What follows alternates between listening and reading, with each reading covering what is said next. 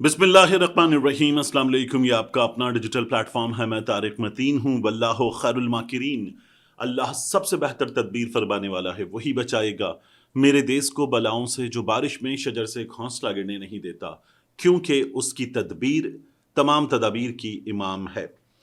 अहम तरीन मामला है साद रिजवी का, अनस रिजवी का, जिनके बारे में 14 अक्टूबर को ये दावा किया गया था कि ट्रेस कर लिया गया, ट्रैक कर लिया गया, टेक्नोलॉजी का इस्तेमाल वगैरह वगैरह, और अब गिरफ्तारी एक दिन की बात है। तो हमें यह अंदाज़ा होना शुरू हुआ कि है तहवील में, लेकिन ये जाहिर कर देंगे और ये बता देंगे कि किस हाल में हैं साथ में, क्योंकि खबर में ये भी कहा गया कि अगर जख्मी है तो इलाज भी करवा दिया जाएगा।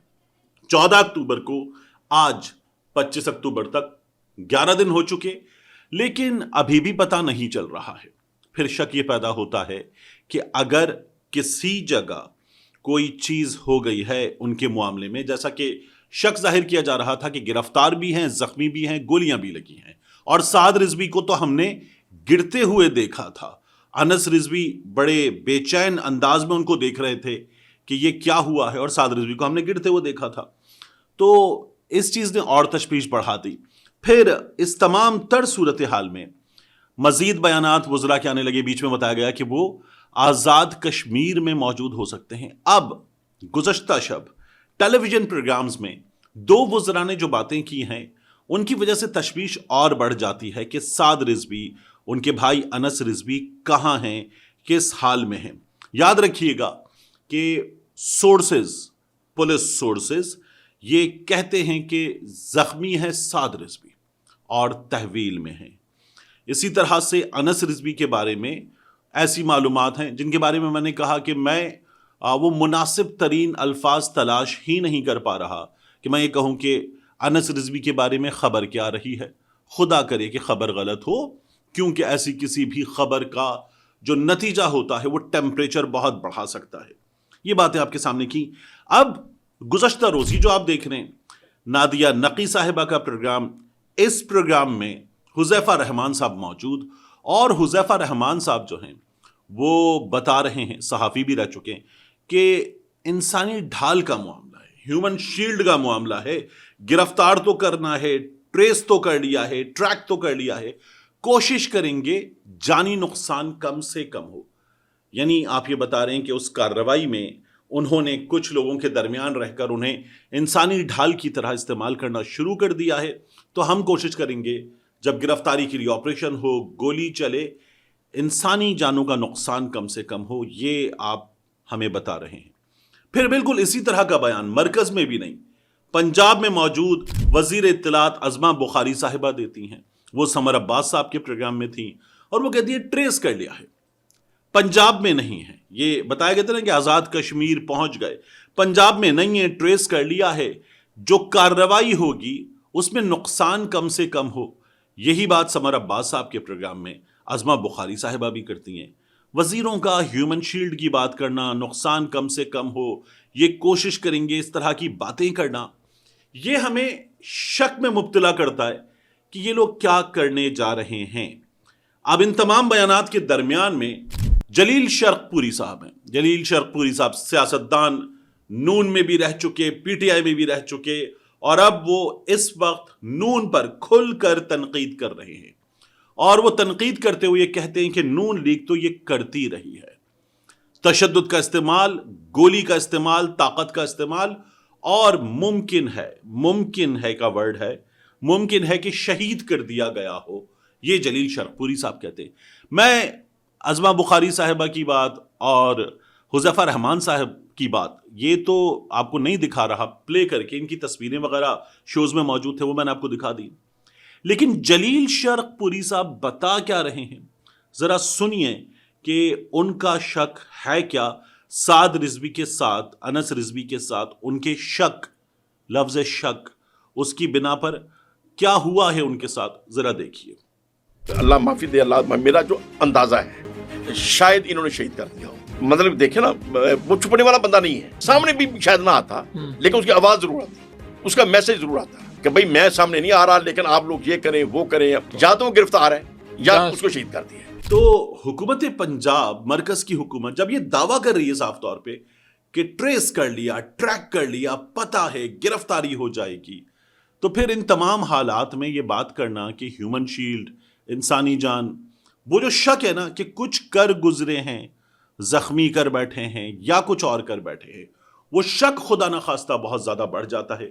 خدا کرے کہ میں غلط ہوں، خدا کرے کہ یہ تمام باتیں کرنے والے لوگ غلط ہوں، اور ایسی کسی بھی چیز کے نتیجے میں ٹمپریچر اور بڑھے، یہ نہ ہو. لوگ کہتے ہیں نا کہ یہ جو جا کے علماء کرام سے ملاقاتیں ہو رہی ہیں، یہ جو گراؤنڈ بنانے کی کوششیں ہو رہی ہیں، یہ تمام کوششیں اسی چیز کا حصہ ہیں کہ اگر کوئی چیز سامنے آئے تو اس سے پہلے آپ کافی چیزیں اپنی مٹھی میں، اپنی گرفت میں لے چکے ہوں اور حالات قابو میں کر چکے ہوں.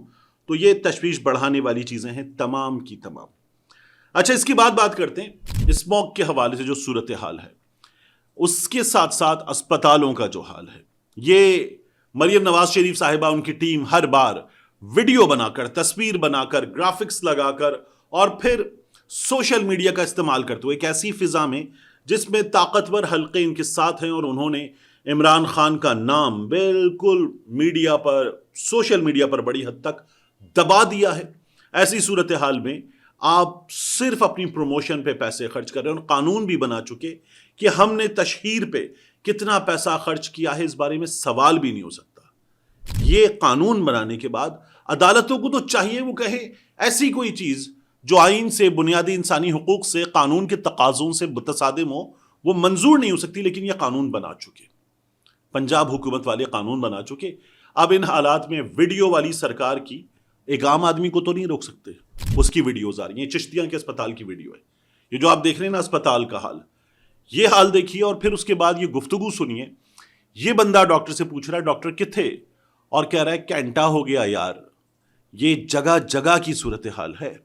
یہ ویڈیوز میں اور اس کے بعد اسپتال کا وہ حصہ خالی کروا کے، ڈرون اڑا کے، گمبل لگا کر آپ نے جو ویڈیوز بنا لی ہیں، ان میں تو آپ دکھا سکتے ہیں کہ ری ویمپ کر دیا، انقلاب لے آئے اور بدل کے رکھ دیا، لیکن اصل صورتحال چھپتی نہیں ہے. تو یہ اسپتال کی صورتحال ہے. اسی طرح سے یہ جو اسکرین شاٹ ہے، یہ محسن نقوی کے چینل کا اسکرین شاٹ ہے. پنجاب میں اس وقت کیا ہو رہا ہے تعلیم کے شعبے میں؟ رانا سکندر حیات صاحب دعویٰ کرتے ہیں انقلاب لے آئے، بدل کے رکھ دیا، سب کچھ چینج کر دیا. لیکن میٹرک سے کم، یہ مذاق ہے، مذاق، میٹرک سے کم تعلیم یافتہ لوگ بچوں کو اسکول میں پڑھا رہے ہیں. یہ جو تعلیم کا شعبہ اسکولز نجی شعبے کے ہاتھ میں دے دیے گئے، یہ ایک طرف، اور مریم نواز شریف صاحبہ اور رانا سکندر حیات کا تصویریں لگانا، کچھ بچوں سے چارٹ واٹ بنوا لیے، نیا رنگ و روغن کر دیا، اور اس کے بعد یہ بھی سرکاری اسکول ہے، یہ بھی سرکاری اسکول ہے، یہ بھی سرکاری اسکول ہے کہ راگ سنانا. آپ یہ کر لیں گے لیکن حقیقت تو نہیں چھپا سکتے. اسموگ کے لیے آپ نے وہ ویڈیو بنا لی، ایک لوپ پہ لمبی لائن گاڑیوں کی چلا دی کہ جی یہ کینن ہے، اس واٹر کینن کے ذریعے ہم پانی پھینکیں گے اور فضا میں سے وہ ذرات لے کر گریں گے اور اسموگ کی صورتحال بہتر ہو جائے گی، آلودگی کم ہو جائے گی. اور ہم نے انقلابی اقدامات کر دیے. انقلابی اقدامات فرسٹ ٹائم ایور، یہ پسندیدہ اصطلاحات ہیں. اب ان حالات میں آپ دیکھیے کہ ڈان نے کیا لکھا تھا. ڈان نے لکھا کہ یہ اسموگ گنز آلودگی بڑھا رہی ہیں، آلودگی بڑھا رہی ہیں، اقدامات کچھ بھی نہیں ہیں، ان سے کچھ نہیں ہوا، اور دنیا بھر میں بھی ان گنز نے کچھ نہیں کیا. انہی حالات میں لاہور ایک بار پھر ایئر کوالٹی انڈیکس میں دنیا بھر میں پہلے نمبر پر آ گیا ہے. تو یہ جو آپ کا دعویٰ ہوتا ہے نا کہ ہم نے اسموگ گن سے کم کر دیا، آپ نے کوئی 20 مشینیں خرید رکھی ہیں، ان 20 مشینوں سے آپ 500 میٹر، آدھا کلو میٹر وہ کور نہیں کر سکتے. وہ کیا کرے گی؟ یعنی وہ بہت ہوا تو 100 فیٹ تک پانی، فیٹ میٹر بھی نہیں کرے، 100 فیٹ تک پانی پھینک دے گی. اور اس کے بعد ڈان اخبار تو بتا رہا ہے کہ وہ بھی آلودگی میں اضافہ کر دے گا. یہ کہہ کر آپ کہتے ہیں جی ہم نے ختم کر دیا. وہ پانی جیسے ہی مارا اسی لمحے آپ نے میٹر آن کیا اور کہا ایئر کوالٹی انڈیکس نیچے. اور اس کے بعد once that machine is turned off تو پھر کیا ہوتا ہے؟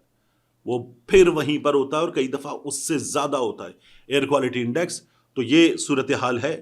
مریم سرکار کے کام ڈان اخبار نے بھی بے نقاب کر دیے، ایئر کوالٹی انڈیکس کے تازہ ترین نمبرز نے بھی بے نقاب کر دیے. اور اس تمام ایفرٹ میں تشہیری مہم کے نام پر بھی اور اس مشینری کو منگوانے کے نام پر بھی، چلانے کے نام پر بھی جو آپ نے قومی خزانے کا سوا ستیہ ناس کیا وہ اپنی جگہ. تو یہ ان کے کارنامے ہیں. آخری چیز انصار عباسی صاحب نے کیا کیا ہے. انصار عباسی صاحب وہ جو اسحاق ڈار کی یاد تو آتی ہوگی والا مارکت العرب پیس لکھا تھا انہوں نے. وہ لکھتے ہیں کہ عمران خان 2026 تک تو پورے 2026 تک 25 کا اختتام ہو رہا ہے جیل میں ہی نظر آ رہے ہیں کیونکہ ان کی جماعت بات کرنے کو تیار نہیں ہے. اب ہوا کیا ہے, انصار عباسی صاحب کی خبر کا جو حصہ ہے یعنی کٹنگ ہے وہ سوشل میڈیا پر وائرل ہو رہی ہے اور اس پر سوال اٹھ رہا ہے. آپ یہ تصویر دیکھ رہے ہیں. اس کے مطابق انصار عباسی صاحب لکھتے ہیں عمران خان 2026 اور اس کے بعد بھی جیل میں رہیں گے, یہ فیصلہ دے چکے. محاذ کی پالیسی تبدیل ہونے تک ریلیف کا امکان نہیں. تحمل مزاج پی ٹی آئی قیادت کا انصار عباسی صاحب کے مطابق یہ کہنا ہے. اور انصار عباسی صاحب اپنی اس خبر میں مزید لکھتے ہیں پارٹی کے سخت گیر عناصر تصادم کی پالیسی پر قائم. سنجیدہ رہنماؤں کو عمران خان کی صورتحال پر تشویش. مشکلات جلد ختم ہوتی نظر نہیں آتی. بانی چیئرمین اور اہلیہ کی سزاؤں کی نوعیت پیچیدہ ہے. ذرائع. پھر اس کے بعد لکھا ہوا ہے کہ القادر ٹرسٹ کیس میں سزا کے خلاف اپیلیں تاحال اسلام آباد ہائی کورٹ میں سماعت کے لیے مقرر نہیں ہوئیں اور فکسیشن پالیسی کے تحت اپیلوں کی سماعت کیس دائر ہونے کی ترتیب میں کی جاتی ہے. انصار عباسی صاحب نے یہ باتیں لکھی اور ان باتوں پر ہمارے دوست نے ثاقب بشیر صاحب انہوں نے ٹویٹ کر کے پوچھا میرے خیال میں انصار عباسی صاحب کے ساتھ معذرت سے اختلاف رائے کروں گا. عدالتیں جس طرح عمران خان کے کیسز کو ٹریٹ کر رہی ہیں پھر کیسز کے میرٹس کیا ہیں ان کو بھی دیکھ کر بات کرنی چاہیے. پھر اپیل سے پہلے ضمانت کی درخواست ہوتی ہے جو پچھلے 8 ماہ سے 0 پر کھڑی ہے. ان کو سنے جانے کا واضح اصول موجود ہے لیکن پھر بھی نہیں سنی جا رہی صرف اس بنیاد پر کہ عمران خان ڈیل کر کے خاموش ہو جائے تو باہر آ سکتا ہے, اس کے علاوہ باہر نہیں آ سکتا. اس کا مطلب ہے کہ عدالتی کیسز ڈیل کے فوری بعد ختم ہو جائیں گے تو کیا ڈیل کے بعد یہ کہا جائے گا کہ کیسز تو کچھ تھے ہی نہیں. اگر کیسز کچھ نہیں تھے تو پھر جیل میں کس بنیاد پر رکھا گیا. انصار عباسی صاحب نے ثاقب بشیر صاحب کو جواب دیا اور کہا ثاقب صاحب میں نے تو کہیں رائے نہیں دی. آپ عدالتی نظام کو مجھ سے بہت بہتر جانتے ہیں کہ کیسے کام کرتا ہے. ماضی بھی سب کے سامنے ہے. دنیا میں ہمارا عدالتی نظام کہاں کھڑا ہے یہ بھی سب کو معلوم ہے. خبر میں پی ٹی آئی کے ان لوگوں کی سوچ کی بات کی گئی ہے جو بات چیت سے رستہ نکالنا چاہتے ہیں. مسئلہ کیا ہے؟ مسئلہ یہ ہے کہ انصار عباسی صاحب جب اسحاق ڈار صاحب کے لیے بات کرتے تھے نا, عمران خان کی حکومت تھی, آپ کہتے ہیں اسٹیبلشمنٹ بھی ساتھ تھی, ایک پیج تھا, عمران خان نے سب کو تن کے جیل میں ڈال دیا تھا, تو تب بھی آپ یہ لکھ سکتے تھے. اسحاق ڈار کی یاد تو آتی ہوگی. طاقتور حلقوں کو, مخصوص لوگوں کو پیغام پہنچانے کے لیے آپ یہ بتا رہے تھے کہ اسحاق ڈار بہترین تھا. پھر اسحاق ڈار آیا, آ کے اس نے وہی جو میں بار بار کہتا ہوں سوا ستیہ ناس کر کے رکھ دیا, ایسی کی تیسی پھیر دی.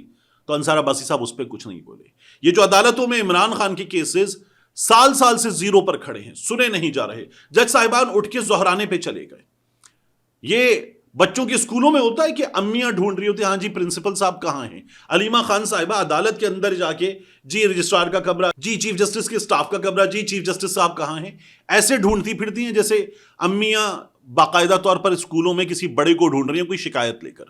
اور پھر جج صاحبان کو ڈھونڈ کر کہا جاتا ہے کیس تو سنیں ہمارا, باہر ہمارے لوگ احتجاج کرنے آئے ہوئے ہیں, ہم کیا کریں.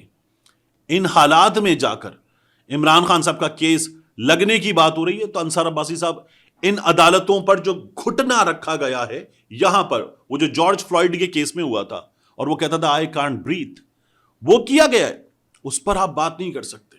اور آپ کہہ رہے ہیں کہ عمران خان کی پالیسی تصادم کی پالیسی, ایک بندے کو سماعت نہیں مل رہی اور آپ کہہ رہے ہیں کہ اس کی پالیسی تصادم کی پالیسی ہے. پورا نظام اس کے کیسز کو دبا کے بیٹھ گیا ہے. اس پر سائفر کا کیس ڈال دو, اس پر عدت کا کیس ڈال دو, اس پر وہ کیس ڈال دو جس پہ برطانیہ کی عدالت کا فیصلہ موجود ہے, اور پھر پاکستان میں اڈیالہ کے بعد باہر سماعت نہ کرو. اور آپ کہتے ہیں عمران خان کی پالیسی تصادم کی پالیسی ہے. کمال کرتے ہیں, اور پتہ نہیں کیسے ہی کرتے ہیں اس طرح کے کمال ہمارے ہاں صحافت کے بڑے بڑے نام. ملتے ہیں انشاءاللہ آپ سے اگلی ویڈیو میں.